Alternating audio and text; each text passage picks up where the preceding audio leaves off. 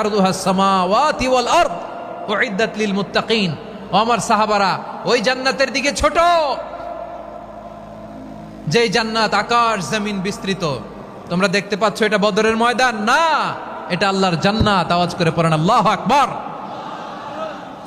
বিশ্বনবী বললেন ছোট ওই জান্নাতের দিকে যে জান্নাতের বিস্তৃতি আকাশ জমিন বিস্তৃত।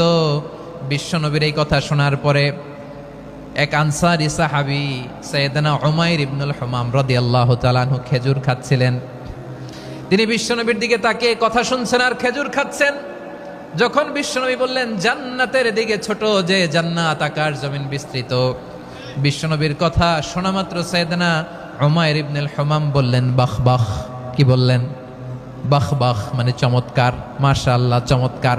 আমরা ইদানিং কালে চমৎকার কিছু দেখলে ইংরেজিতে বলে ফেলি না ওয়াও ওয়াও।